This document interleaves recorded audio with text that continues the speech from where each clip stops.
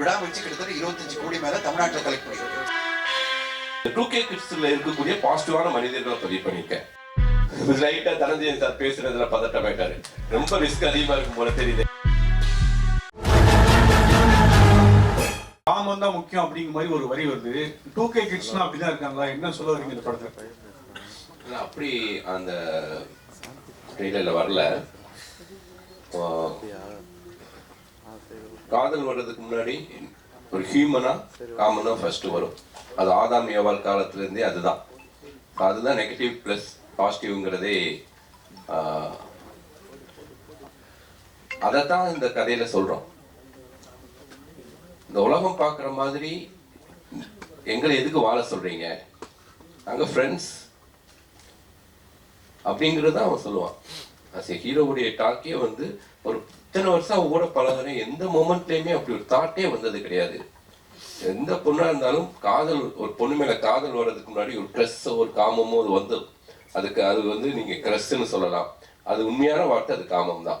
காமத்துக்கு அப்புறம் தான் காதல் வரும், காமத்துக்கு அப்புறம் தான் கல்யாணம் நடக்கும். அதான் சார். சுசி சார், இப்போ 2K லவ் அப்படின்னா இப்போ அட்வான்ஸாக போயிட்டானுங்க. முன்னெல்லாம் பார்க்கறது அகத்தின் சார் சாலமன் சார் சொன்ன மாதிரி தான், பார்க்காமே காதல் இருந்தது. அதுக்கப்புறம் கொஞ்சம் பார்த்தாங்க, தள்ளி கையை காட்டினாங்க. இப்போ பார்த்த உடனே பைக்ல கூட்டு போயிட்டே இருக்கிறானுங்க. இதுக்கு நடுவுல பாய் பேசின்னு ஒருத்தன் வரான். பார்த்தோன்னே நீங்க கூட்டிட்டு போனீங்களா? இப்போ 2K பார்த்தோன்னே நீங்க கூட்டிட்டு போனீங்களா? அப்படிலாம் யாராவது வர்றாங்களா? அப்படிலாம் 2K கிட்ஸை பத்தி நெகட்டிவா சொல்லாதீங்க. நான் நெகட்டிவா சொல்லல, அடுத்த செகண்டே பிக்கப் ஆயிடுது. அப்படிலாம் பிக்கப் ஆக வாய்ப்பே இல்லை சார். என்ன சார், பசங்களை பின்னாடி பாருங்க.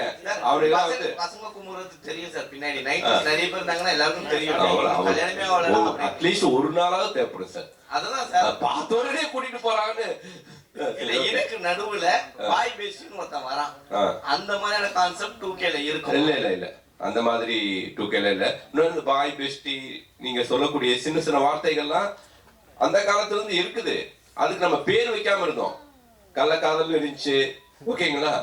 எல்லாத்துக்குமே ஒரு பேரை இப்ப வச்சிருக்காங்க, அவ்வளவுதான். எல்லா காலகட்டத்திலயும் எல்லா விதமான உறவுகளும் இருந்திருக்குது. இப்ப அதுக்கு நம்ம பேர் வச்சு அதுக்கு ஒரு அடையாளப்படுத்தி, இப்ப நமக்கு மீடியா பவர்ஃபுல்லா இருக்கிறதுனால இந்த 2K ஜெனரேஷன் பசங்க மட்டும்தான் ரொம்ப கெட்டு போன மாதிரியான ஒரு பிம்பத்தை உருவாக்கி இருக்கிறோம். இன்னொன்று எல்லா காலம் 80 இருக்கட்டும் 90 இருக்கட்டும், நான் 96 நான்லாம் டிவி பார்த்தே கெட்டு போறியாடான்னு அம்மா திட்டுவாங்க. ஸோ டிவி பார்க்கறது அவ்வளோ பெரிய குற்றமா இருந்துச்சு. அது மாதிரி இப்போ மொபைல் பார்க்கறானுங்க, மொபைல் பார்த்தே கெட்டு போறானுங்க, மொபைலை தவிர வேற எதையும் பார்க்க மாட்டேங்கிறானுங்க அப்படின்னு ஒரு குற்றச்சாட்டு இருக்குது.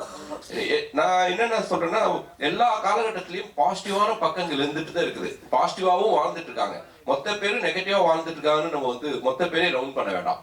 பாசிட்டிவான விஷயங்கள் முடிஞ்ச வரைக்கும் நம்ம இந்த சமுதாயத்துக்கும் இந்த இளைஞர்களுக்கும் சொல்லவும் தான் இந்த 2K கிட்ஸ்ல இருக்கக்கூடிய பாசிட்டிவான மனிதர்களை பதிவு பண்ணியிருக்கேன். கேரளா இண்டஸ்ட்ரியே க்ளோஸ் பண்ற அளவுக்கு போயிடுச்சுன்றீங்க. பட் ஆனா தமிழ் இண்டஸ்ட்ரியும் அந்த அளவுக்கு தான் இருக்கு. ஆனா நம்மளுக்கு போராட்ட குணம் அதிகமா இருக்கிறதுனால நிறைய படங்கள் வந்துட்டு இருக்கு. பட் ஆனா ஒரு படம் ரிலீஸ் ஆனதுக்கு எல்லா படங்களும் இப்போ நிறுத்தி வச்சிருக்காங்க. எந்த தயாரிப்பாளரும் இயக்குனர் சங்கம் யாரும் குரல் கொடுக்கலையே.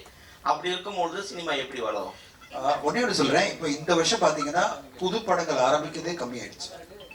இப்போ அட் எ டைம் பாத்தீங்கன்னா ஒரு காலகட்டத்தில் 20-30 படங்கள் பண்ணிட்டு இருந்த தமிழ் சினிமால 7 படங்கள் தான் ப்ரொடக்ஷனே போயிட்டு இருக்கு. ஸோ இதுக்கு எல்லாமே காரணம் இவ்வளவு படங்கள் சக்சஸ் ஆகும் போனதுதான்.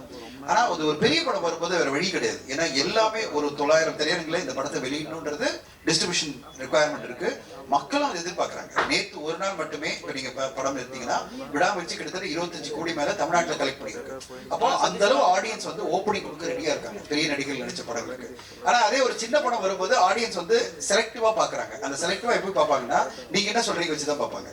ஊடகங்கள் என்ன சொல்லுது, படத்தை பத்தி படம் ஃபர்ஸ்ட் பார்த்த ஊடகங்கள் என்ன சொல்றாங்க, அடுத்ததா ஃபர்ஸ்ட் ஷோ பாக்குறாங்களா அவங்க எப்படிப்பட்ட ஒப்பீனியன் கொடுக்குறாங்க வச்சுதான் அடுத்த கட்டமே ஆடியன்ஸ் வராங்க. அப்போ சிறு மற்றும் மீடியம் பட்ஜெட் படங்கள்லாம் நம்பி இருக்கிறதே ஊடகங்கள் என்ன சொல்லுது, ஃபர்ஸ்ட் ஷோ பாக்குற ஆடியன்ஸ் என்ன சொல்றாங்களோ அதை நம்பிதான் இருக்காங்க. அதை நீங்க ஒரு பேலன்ஸ்டா சப்போர்ட்டிவா பண்ணும்போது அந்த படங்களுக்கு ஒரு சின்ன டேக் ஆஃப் இருக்கு. பெரிய நடிகர் நடிச்ச படத்துக்கு அது பிரச்சனையே கிடையாது. எதிர்பார்ப்பு இருக்கிற படத்துக்கு பிரச்சனையே கிடையாது. ஆடியன்ஸ் உள்ள வந்துடுறாங்க. அது மட்டுமே பத்தாதுல இண்டஸ்ட்ரிக்கு. இன்னைக்கு ஏன் கேரளா ஷட் டவுன் ஆகுதுன்னா, ஒரு 10 படம் தான் வெற்றி அடையுது. அவங்களுக்கும் 220 படம் வந்தது லாஸ்ட் இயர். அதுல 10 படம் தான் வெற்றி அடையும் போது அவங்க இப்ப என்ன சொல்லிட்டாங்க, இந்த இண்டஸ்ட்ரி தாங்காது, இவ்வளவு பேர் ஃபெயிலியர் ஆயிட்டாங்க, இவ்வளவு பேர் லாஸ் ஆயிட்டாங்க, அப்ப நம்ம ஷட் டவுன் பண்ணி காஸ்ட்டை குறைக்கணும், எல்லாத்தையும் குறைக்கணும் அப்படின்னு மூடுக்கு வந்துட்டாங்க. இது இப்ப டிஸ்கஷன்ல இங்க நம்முடைய அசோசியேஷன் எல்லாம் அதான் போயிட்டு இருக்கு. எப்படி குறைக்க போறோம்? ஏன்னா சிறு பட்ஜெட் படங்கள்லாம் சக்சஸ் ஆக மாட்டேங்குது பிகாஸ் ஆஃப் வேரியஸ் நான் சொன்ன மாதிரி ரீசன். அப்போ பெரிய பட்ஜெட் படங்களை நம்ம நம்பி இருக்கும்போது அதெல்லாம் காஸ்ட் எங்கோ போயிடுச்சு, டேட்டும் கிடைக்க மாட்டேது. அப்ப எப்படி பண்றது? இண்டஸ்ட்ரியை ரீஃபார்ம் பண்ணணும்னா வேற வேலை பண்ணணும் அப்படின்னு பாக்குறோம். சோ இண்டஸ்ட்ரியை பொறுத்தவரையும் இப்போ வந்து எல்லாருமே, தமிழ் மட்டும் இல்ல, மலையாளம் சினிமா, ஹிந்தி சினிமா எல்லாமே ஒரு ஷேக் அவுட்ல தான் இருக்கு. ஒரு மாதிரி கலகலத்து போயிருக்கு. என்ன பண்ண போறோம், எப்படி இண்டஸ்ட்ரியை ரிவைவ் பண்ண போறோம்னு தான் எல்லாருமே அதுக்கான ஒரு முயற்சி எடுத்துட்டு. இந்த கேரளா இண்டஸ்ட்ரியில வந்து நீங்க சொல்ற மாதிரி இதுவானாலும் கவர்மெண்ட் ஓடிடி ஆரம்பிச்சிருக்காங்க, ஆனா தமிழ்நாட்டுல அதை ஆரம்பிக்கல. நீங்களும் யாரும் குரல் கொடுக்க, அப்படி ஆரம்பிச்சால் சிறு படங்களுக்கு ஒருவேளை ஒரு வாய்ப்புகள் இல்ல. இப்போ நீங்க சொல்ற கேரளா ஓடிடி வந்து இன்னும் பெருசா அவங்க வந்து ரீச் ஆகல. எல்லாமே சேல் ஆகாத படங்கள், மக்கள் வந்து உடனே பார்ப்பாங்களா அப்படின்ற படங்கள் தான் இப்போதைக்கு ஃபர்ஸ்ட் கொடுக்குறாங்க. ஏன்னா பிரைஸ் கொடுத்து வாங்கணும். எல்லா தயாரிப்பாளரோட எதிர்பார்ப்பு என்னன்னா, ஒரு பெரிய அமௌண்ட்ல நம்மளுக்கு வித்துட முடியுமா, வித்துட்டாதான் நம்ம கவர் பண்ண முடியும் காஸ்ட்டை. சும்மா ரெவன்யூ ஷேர்ல போட்டு எப்படி கவர் பண்ண முடியும்? ஓகே, புது ஓடிடி ஆரம்பிச்சு ரெவன்யூ ஷேர்ல போட்டு யார் பார்ப்பாங்க, எப்படி வரும்ன்ற ஒரு பயம் வருது இல்ல தயாரிப்பாளருக்கு. எல்லா தயாரிப்பாளரும் 4 கோடி 5 கோடி இன்வெஸ்ட் பண்ணா ஒரு 3 கோடி ஃபர்ஸ்ட் எடுத்துட்டா அவங்களுக்கு நம்பிக்கை வரும். அதான் cinema. So 2K love story பத்தி ஏதாவது கேளுங்க. ஏன்னா இண்டஸ்ட்ரி பத்தி நிறைய பேசுவேன். 2K லவ் சார் 2013 வந்து ஆதரவால் காதல் செய் ஒரு படம் பண்ணீங்க. அதுவே 2K கிட்ஸ் ஸ்டோரி தான். ஸோ இது எந்த வித மாற்றமா இருக்கும்? ஏன்னா நிறைய படம் நீங்க லவ் ஸ்டோரி பண்ணிட்டீங்க, இது எப்படி இருக்கும், புதுசா இருக்கும்? உங்களை தொடர்ந்து கேள்வி கேட்கறவங்க 2K லவ் ஸ்டோரி பத்தி கேளுங்க. ஏன்னா ஒரு 10 நிமிஷத்துல பேசிட்டு நம்ம எல்லாம் கிளம்பிடலாம். மற்ற கேள்விகள் வேண்டாம். ஒரு 2 ப்ரொடியூசர் கூட்டிட்டு வந்தேன் நானு படம் பண்ணலாட்டு. லைட்டா தனஞ்சயன் சார் பேசுறதுல பதட்டமாயிட்டாரு. ரொம்ப ரிஸ்க் அதிகமா இருக்கும் போல தெரியுது. நான் இப்ப யோசிக்கிறேன், இந்த ப்ரொடியூசரை கூப்பிடாம இருந்திருக்கலாமோ. வெங்கடேசன் சார் எந்திரிங்க. சார் தான் எனக்கு என்ன சார் தெரியும், பாசிட்டிவான விஷயங்களை பேசுறது தான் படமே எடுக்கிறோம். சரி, ஓகே. எனிவே சார் பயப்படாதீங்க, நான் இருக்கேன், டோன்ட் வரி. ஸோ இந்த படத்தை பொறுத்த வரைக்கும் ஆதரவால் காதல் செய் ரொம்ப ஒரு ஹாண்டிங்கான ஒரு கிளைமேக்ஸா இருக்கும். அந்த டயத்துல இந்த 2010 அந்த பசங்க லைஃப்குள்ள இப்படியான ஒரு லைஃப், இப்படியான பிரச்சனைக்குள்ளேயும் மாட்டிக்கிறாங்க. அவங்க பண்ற தப்புனால ஒரு குழந்தை எப்படி அனாதை ஆகுதுங்கிற ஒரு விஷயத்த பதிவு பண்ணேன். பட் இந்த படத்தை பொறுத்த வரைக்கும் இந்த பசங்களுடைய லைஃப் ஸ்டைலுக்குள்ள ஒரு எவ்வளவு பாசிட்டிவா, எவ்வளவு பிளசண்டா இவங்க இருக்கிறாங்க, எவ்வளவு எந்த மாதிரியான பிரச்சனைகள் வந்தாலும் எவ்வளவு வந்து தெளிவா முடிவு எடுக்கிறாங்க அப்படிங்கிறத தான் சொன்னேன். இந்த படம் வந்து ஒரு லவ் ஸ்டோரியாக இருந்தாலும் இந்த படத்துடைய கிளைமேக்ஸ் இந்த படத்தை வந்து ஒரு யூனிக்கான படமா மாத்தும். அதுதான் இந்த படத்துடைய பலம்னு நான் பிலீவ் பண்றேன். அந்த கிளைமேக்ஸை நம்பி தான் எடுத்தேன். கண்டிப்பா படம் பார்த்து எல்லாருமே அந்த கிளைமேக்ஸை பர்டிகுலரா பேசுனது ரொம்ப மகிழ்ச்சி அளிக்குது. இமான் சார் வணக்கம் சார். ஸோ காதலர் தினம் 14ஆம் தேதி வருது, உங்க படமும் ரிலீஸ் ஆகுது. ஸோ ஸ்பெஷலா இதுக்கு லவர்ஸுங்களுக்கு ஏதாவது மியூசிக் போட்டிருக்கீங்களா? ஏன்னா இப்போ இருக்கவங்க ஸ்பீடா இருக்காங்க, டக்குன்னு கேட்டு போற மாதிரி இருக்குமா, இளையராஜா சார் மாதிரி நிறுத்தி நிதானமா கேட்கற மாதிரி இருக்குமா? கஷ்டப்பட்டு ஸ்கிரீன்லாம் பண்ணோம். இந்த கேள்வி என்னங்க நியாயமாங்க? இந்த கேள்விலாம் இப்ப இருக்க ஜெனரேஷன் ஸ்பீடா இருக்குல்ல, அதுக்கேத்த சார் போட்ட நின்று கேட்க போறாங்க. இல்ல போட்டு காமிச்சமே, நீங்க வெளியில நீங்க சாப்பிட்டுட்டு இருந்தீங்க, அவர் வாயால அந்த மியூசிக்க சொல்லணும்ன்ற நான் கேட்க போறேன். எப்படி அவர் நான் மொபைல்ல கேட்டு போறேன். நீங்க அவர் வந்து அவர் சாங்க பத்தி அவரே எதுக்கு சொல்லணும்? நீங்க தான் சொல்லணும், நல்லா இருக்கு சார், கிரிப்பா இருக்கு சார் அப்படின்னு நீங்க தான் சொல்லணும். இல்லை சார், நம்ம ஒரு இசையமைக்கும் போது எல்லா வயதினருக்கும் அது போய் சேரணுன்ற ஒரு விஷயம் எப்பவுமே மனசுல எனக்கு வந்து இருக்கும் சார். வெறும் இப்ப இருக்கிற ஒரு நம்ம கண்டெம்பரரி ஆடியன்ஸ் மட்டும் கேட்டு பண்ணோம்னா அது வந்து காலம் தாண்டி அது நிற்காதுன்ற ஒரு நம்பிக்கை எனக்கு எப்பவுமே அது பேசிக்கலா இருக்கும் சார். ஸோ அதனால என்ன மாதிரி பாடல் பண்ணாலும் இரஸ்பெக்டிவ் ஆஃப் ஜானர், என்ன ஜானர்ல பண்ணாலும் அதுக்குள்ள இருக்க கோர் மெலடி கண்டென்ட் வந்து ஸ்ட்ராங்கா வைக்கணுன்றது தான் எப்பவுமே அது பை டிஃபால்ட் இருக்கிறது தான். ஸோ இப்போ நம்ம வெளியே இருக்கிறது வந்து உள்ளுக்குள்ள ஒரு சாக்லேட் வச்சுட்டு மேலே வைக்கிற அந்த ரேப்பர் தான். அந்த ரேப்பர் தான் நம்ம டிசைன் மாற்றிக்கிற முடியும். உள்ள இருக்க சாக்லேட்டோடைய டேஸ்ட் வந்து அது சாக்லேட்டாக தான் இனிப்பா இருக்க போகுது. ஸோ அப்படிதான் இசையாக நான் பார்க்குறேன். நான் உள்ளுக்குள்ள ஜீவன் இருக்கணும், மேலே இருக்க ரேப்பர் அந்த கோட்டிங் தான் வந்து 2K மாற்றிருக்கோம் சார். அவ்வளோதான். பிரமாதமான கேள்வி நானே கேட்கிறேன். நம்ம ரொம்ப பிரமாதமான கேள்வி கேளு. நம்ம ஜெகவீர் பிரதர் ஒரு கிரிக்கெட் பிளேயர், உங்க நண்பர் அஸ்வின் ரிட்டையர்ட் ஆயிட்டாரு. ஸோ ரிட்டையர்ட் ஆகும்போது உங்களுடைய ஃபீல் எப்படி இருந்துச்சு? டோனி உங்களுக்கு டின்னர் கொடுத்துருக்காரு. டோனிக்கு நீங்க பவுலிங் போட்டிருக்கீங்க, அந்த அனுபவங்களை பத்தி கொஞ்சம் சொல்லுங்க, நிறைய பேருக்கு தெரியாது.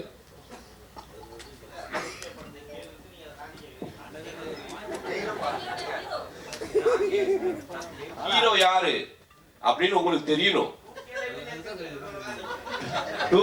இல்லைங்க. இவரை பத்தின அறிமுகம் எனக்கு வேணும், அப்பதான் சரி கரெக்ட் தான். இருந்தாலும் வந்து நான் மன்னிப்பு கேட்டுக்கிறேன், ஓகேங்களா? அவங்க உங்களுக்கு என்ன தோணுதோ சொல்லுங்க brother.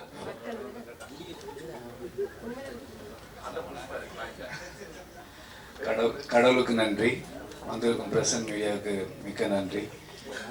நான் என்னை பற்றி சொல்கிறதுக்கு ஒன்றும் பெரிய விஷயங்கள்லாம் இல்லை. நான் கிராமத்தில் சொரக்குடின்ற கிராமத்தில் திருநெல்வேலி பக்கத்தில் பிறந்து வளர்ந்த ஒரு விவசாய குடும்பத்தில் பிறந்து வந்த மிடில் கிளாஸ் ஃபேமிலி பையன். அங்கேருந்து சிஷுவல் எல்லா நம்ம இந்தியாவில் வளர எல்லா பசங்களும் இருக்கிற மாதிரி கிரிக்கெட்லேயும் ஒரு ஆர்வம் இருந்தது, சினிமாவிலையும் ஆர்வம் இருந்தது. சின்ன வயசில் கிராமத்தில் நிறைய ஸ்டேஜில் டான்ஸ் ஆடி அதுலேருந்து வர கிளாப்ஸு அங்கே தூக்கிட்டு போய் கொண்டு வந்து விட்ட விஷயங்கள் வந்து மனசில் ஆழமாக பதிஞ்சிருந்தது. ஸோ கிரிக்கெட்டும் ஃபாலோ பண்ணி போயிட்டு இருந்தேன், சினிமா சைட்லேயும் ஒரு ஆசை இருந்துச்சு. ஆனால் சினிமா சைடில் வர்றது வந்து அவ்வளோ ஈஸியான விஷயம் இல்லை. கிரிக்கெட் ஆனால் நீங்கள் விளாண்டுட்டே இருக்கலாம் ரெகுலராக, அதை நான் பண்ணிகிட்டு இருந்தேன். அப்புறம் குடும்ப சூழ்நிலை காரணமாக எனக்கு கீழே தம்பி தங்கச்சிலாம் இருந்தாங்க. அந்த ரெஸ்பான்சிபிலிட்டி காரணமாக நான் கிரிக்கெட் மட்டும் படிச்சுட்டு படிப்பில் கவனம் செலுத்த ஆரம்பித்தேன். ஆஸ் யூஷுவல் எல்லா மிடில் கிளாஸ் ஃபேமிலி சொல்கிற மாதிரி ப்ளஸ்2 முடிச்சிரு, அடுத்து டிகிரி முடிச்சிரு, அடுத்து ஒரு வேலையை வாங்கிடு அப்படின்னாங்க. அதுலேயே என் வாழ்க்கை போயிடுச்சு மோஸ்ட்லி. கடவுள் புண்ணியத்தில் நல்ல வேலை கிடச்சி ஆஸ்திரேலியாவில் போய் செட்டில் ஆனேன். அங்கே ஆனால் கிரிக்கெட் விடாமல் தொடர்ந்து விளாண்டுட்டு இருந்ததுனால நேஷ்னல் பி டீம் வரைக்கும் விளாண்டுட்டு இருந்தேன். அப்போ இந்தியா டீம் வரும்போது அந்த டீமுக்கு ஆப்போனண்ட்டாக ப்ராக்டிஸ் மேட்ச் விளாண்டேன். ஸோ அது வந்து எனக்கு பெரிய விஷயமா இருந்தது. ஏன்னா நம்ம இந்தியாவுக்காக விளாட்ணும் அப்படின்ற ஒரு சூழ்நிலை தாண்டி, ஆனால் விளையாட்டு மேலே உள்ள ஆர்வத்தினால கடைசியில் கிரிக்கெட் வந்து இந்தியாவுக்கு ஆப்போசிட்டாக விளாண்டேன். ஸோ தோனி, விராட் கோலி, அஸ்வின் பிரதர், சுரேஷ் ரெய்னா இதுமாதிரி அவங்களோட ப்ராக்டிஸ் மேட்ச்லாம் நிறைய விளாண்டுருக்கேன். பட் அங்குள்ள சூழ்நிலையில் திரும்பியும் குடும்ப சூழ்நிலை தானால என்னால் கண்டினியூ பண்ண முடியல கிரிக்கெட்டை. So back to cinema. அங்கே இருக்கும் போதே நான் டைரக்ஷன் கோர்ஸ் படிச்சிருக்கிறேன், எடிட்டிங் கோர்ஸ் படிச்சிருக்கிறேன், ஆக்டிங் கோர்ஸ் படிச்சிருக்கிறேன். இப்படி ப்ரிப்பேர்டாக இருந்தேன். இடையில கோவிட் லாக்டவுன் வந்துச்சு. ஸோ அந்த கோவிட் லாக்டவுனில் ஐ வாஸ் திங்கிங், நம்ம இது வரைக்கும் குடும்பம், அண்ணன் தம்பி இந்தமாரி ரெஸ்பான்சிபிலிட்டியோடு வந்துட்டோம். ஆனால் இது வரைக்கும் நமக்காக என்ன பண்ணோன்னு யோசிச்சு பார்க்கும்போது ஒன்றுமே பண்ணல. வாழ்க்கையும் ஆல்மோஸ்ட் முடிஞ்சிடும். இப்படியே கடன், லோனு, அப்புறம் வீடு கட்டு, நம்ம மிடில் கிளாஸ் நம்ம எல்லாம் பண்ணுறது தான். ஸோ அங்கேருந்து வந்த ஒரு பையன் தான் நான். அப்போ யோசித்து வீட்டில் உள்ள சப்போர்ட்னால திரும்பி சினிமாவை தொடர்ந்து வந்தேன். இப்பயுமே வந்து இந்த வாய்ப்பு வந்து கடவுள் எனக்கு கொடுத்த பெரிய வாய்ப்பை பார்க்குறேன். ஏன்னா நிறைய பேர் 10-15 வருஷமாக சினிமாவில் போராடிட்டு இருக்கிறாங்க, இன்னமும் வாய்ப்பு கிடைக்கல, லைம் லைட் கிடைக்கல அவங்களுக்குலாம். எனக்கு வந்து ஒரு 3 வருஷம் தான். கோவிட் லாக்டவுன் தாண்டி வந்தது வந்து உடனே பிரபு சாலமன் சாரோட ஒரு ட்ராவல் இருந்துச்சு. அது இந்த இயர் 2 ஆரம்பிக்க போகிறோம். பட் அதை தாண்டி அண்ணனை வந்து நான் ஒரு ஆக்சிடெண்ட்டாக ஒரு சின்ன ஒரு மீட்டிங்கில் தான் பார்த்தேன். அந்த ஒரு மீட்டிங் வந்து ஜூன் 1 நடந்துச்சு. இப்போ அதுக்குள்ளே February 14 படம் வருதுன்றது வந்து பெரிய ஆச்சரியம். ஆனால் ஒரு படம் எடுத்து முடிக்கிறது வந்து எவ்வளோ கஷ்டன்றது படிக்கும் போதெல்லாம் தெரியல. ஆனால் இப்போ நல்லாவே தெரிஞ்சுது எனக்கு. ஏன்னா படம் எடுக்கிறது ஒரு விஷயம், அது நம்ம கரெக்டான ஆட்களில் போய் சேரணும். அதனால் இப்போ எனக்கு வந்து ரொம்ப ரொம்ப சந்தோஷமாக இருக்குது, எக்ஸைட்டடாக இருக்குது. I think I'm at the right place at the moment. நான் வந்து ஒரு கனவுல கூட கண்டுக்க முடியாது எல்லாரும் நினச்ச மாரி. நம்ம அங்கே உட்கார்ந்த ஒரு ஆள் வந்து இங்கே ஒரு 3 வருஷத்தில் ஒரு சுசீந்திரன் சார் மாரி ஒரு டைரக்டரும், அப்புறம் இமான் சார் மாரி மியூசிக் டைரக்டர் பண்ணி அது அவங்க மூலியமா லான்ச் ஆகிறது வந்து எத்தனை பேருக்கு இப்படி ஒரு வாய்ப்பு கிடைக்கல தெரியல. ஸோ அந்த வாய்ப்புக்கு மிக மிக நன்றி. வேற என்ன சொல்றது, ஒரு 1-2 பாசிட்டிவ் பர்சனோட இருக்கும்போது நம்ம 3ஆவதா ஒரு பாசிட்டிவ் பர்சனாக ஆகும், அதுக்கான வாய்ப்புகள் அதிகம். ஸோ அப்படி பார்க்கும்போது இந்த படம் ஃபுல்லாகவே எல்லாருமே பாசிட்டிவ். படமும் நல்லா பாசிட்டிவாக சூப்பராக எனர்ஜெட்டிக்காக வந்திருக்கு. அதை தாண்டி அது கரெக்டாக கொண்டு போய் சேர்க்கறதுக்கு இன்னொரு சூப்பர் பாசிட்டிவ் பர்சன் வேணும். அதுக்கு தான் தனஞ்சயன் சார் வந்தார். ஸோ அதோட ரிஃப்ளெக்ஷன் இப்போ நம்ம பார்க்கலாம். நம்ம கடைன்னு இப்போ நிறைய ப்ரொமோஷன் வீடியோஸ் எங்கே இப்போ தான் நடந்துட்டு இருக்குது. ஸோ எனக்கு ரொம்ப நம்பிக்கை இருக்குது. இந்த படம் வந்து பிரபு சாலமன் சார் சொன்ன மாரி நட்புக்கும் கற்பு இருக்கு அப்படின்றது தான் ஒன்லைனர். இதை நீங்கள் பார்த்துட்டு கண்டிப்பாக சொல்லுங்கள், தரவாக என்ஜாய் பண்ணுவீங்க. எல்லாருமே ஃபர்ஸ்ட் படம் மாரி இல்லாமல் நல்லா நடிச்சிருக்கிறாங்க. ஹோல் யூனிட்டே இதில் பாசிட்டிவாக இருந்ததுனால படமும் பாசிட்டிவாக பிஸியாக வந்திருக்கு. ஏதாவது தவறாக சொல்லியிருந்தா மன்னிச்சிருங்க. நன்றி. ஆக்சுவலி கிரிக்கெட் பிளேயர்லேருந்து எப்படி 2K லவ் ஸ்டோரி ஹீரோ ஆனேன்னு கேட்டிருக்கணும் கொஸ்டின். அப்படி வந்து கொஸ்டினை கனெக்ட் பண்ணியிருக்கணும். ஸோ என்னுடைய கதாநாயகிட்ட ஏதாவது கான்ட்ரவர்சியான கேள்விகள்? சரி, ஓகே மீனாட்சி, இது உங்களுடைய தேர்ட் ஃபிலிம். எனிவே இது வந்து ஒரு 2K கிட்டா நீ இந்த படத்தில் நடிச்சிருக்க. இந்த படம் பார்த்து முடிச்சதுக்கு அப்புறம் என்ன ஃபீல் பண்ணீங்க? எல்லாருக்கும் வணக்கம். முதல்ல சார் வந்து கதை சொல்லும்போது கதை சொல்லி முடிச்சிட்டாரு. சார் கதை பேர் என்ன சார் அப்படின்னு கேட்டேன். 2K லவ் ஸ்டோரி அப்படின்னாரு. சார் உங்க கதை தானா சார்? எப்படி சார் உங்ககிட்ட இருந்து ஒரு ஏன்னா ரொம்ப ப்ரீஸியா எனக்கு ரொம்ப கனெக்ட் பண்ண சார். நீங்க தானே சார் கான்ட்ரவர்சி கேட்டீங்க.